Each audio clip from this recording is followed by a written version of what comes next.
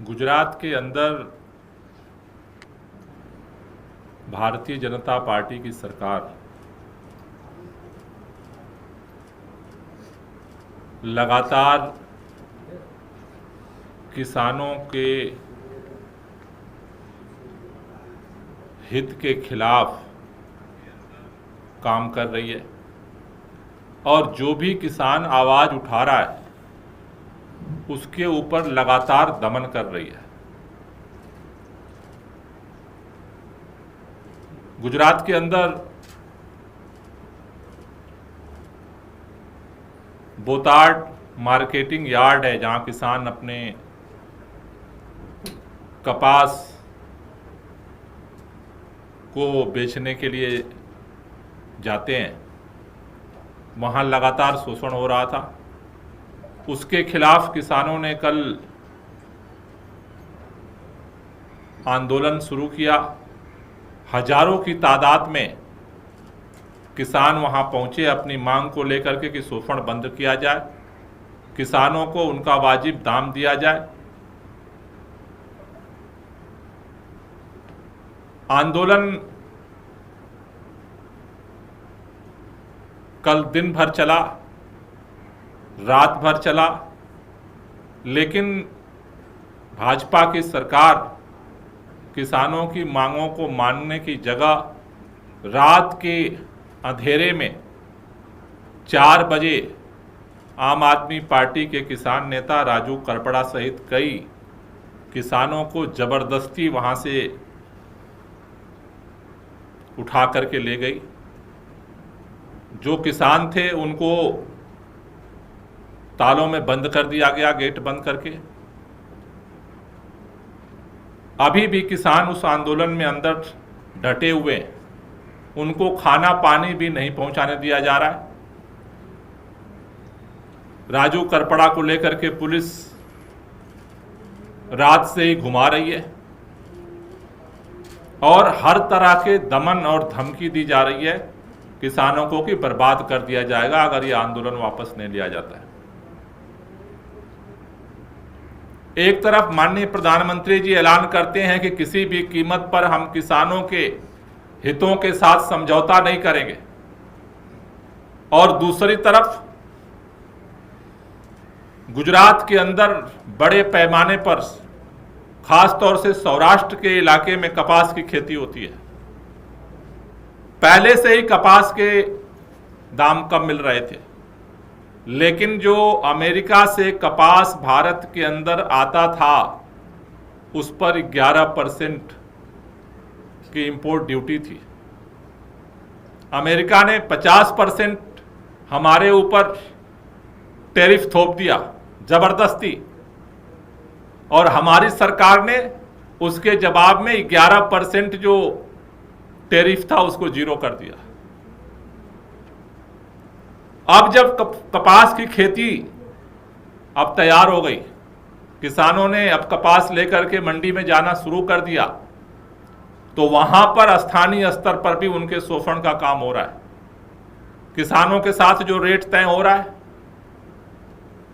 उनके ऊपर प्रेशर बनाया जा रहा है, उनके माल को खरीदा नहीं जा रहा है पूरी तरह से, और उसको लेकर के किसानों ने आंदोलन शुरू किया तो सरकार पुलिस के दम पर पूरी तरह से उस आंदोलन को कुचलने की कोशिश कर रही है।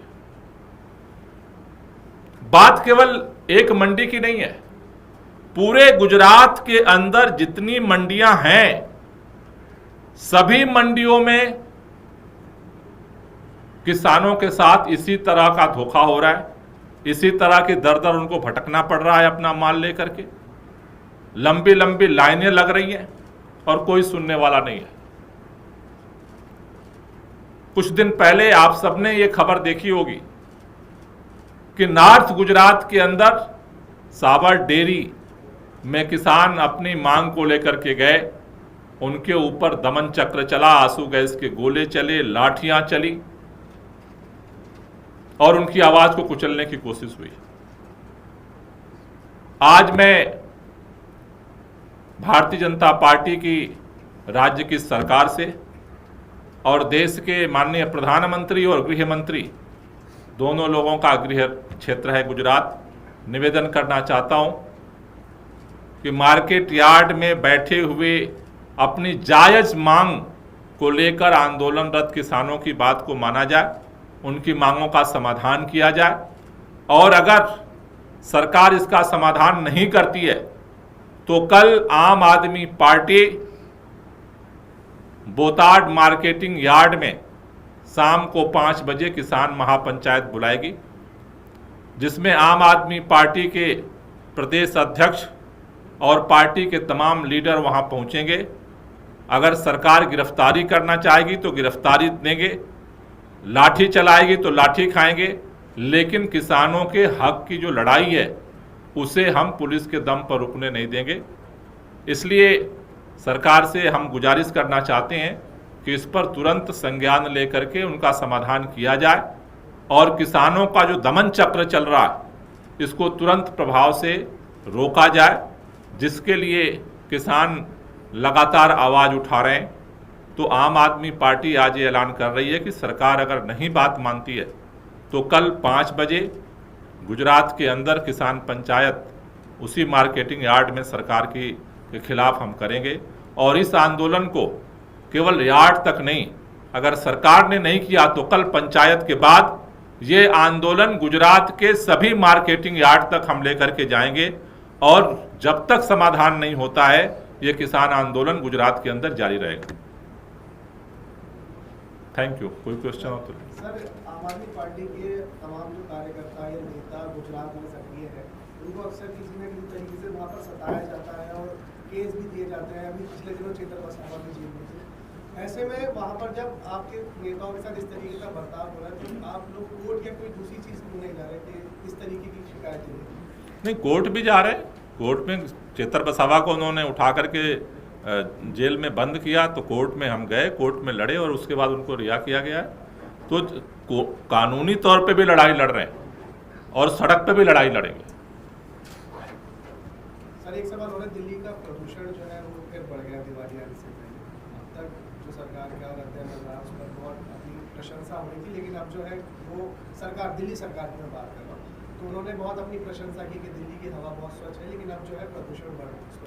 देखिए, एक बात मैं देख रहा हूँ, आमतौर पर दिल्ली के अंदर बारिश का मौसम खत्म होने के बाद 15 अक्टूबर से AQI का लेवल बढ़ना शुरू होता है और वो आगे बढ़ता जाता है।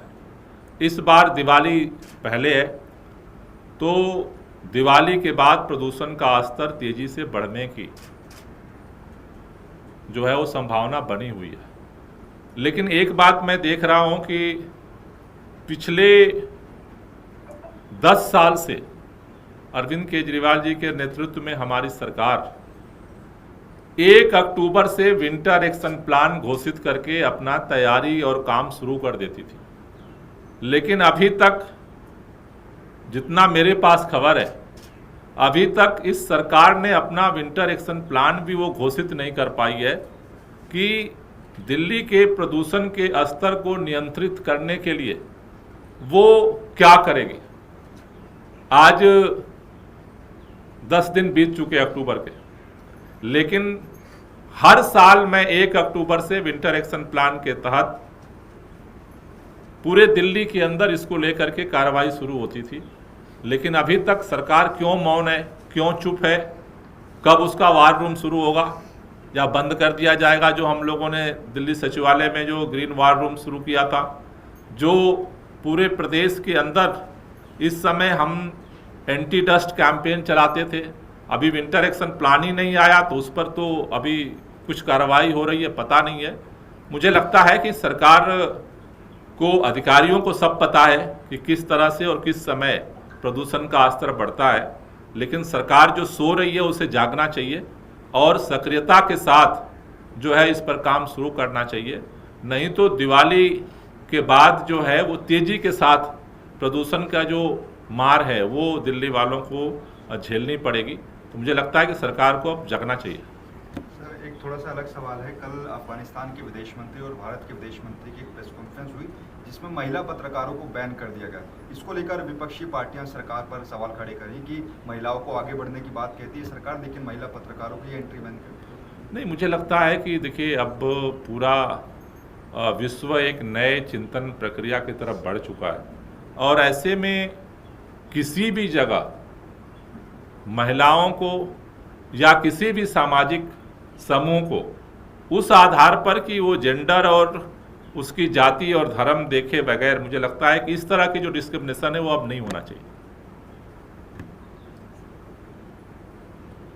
Thank you.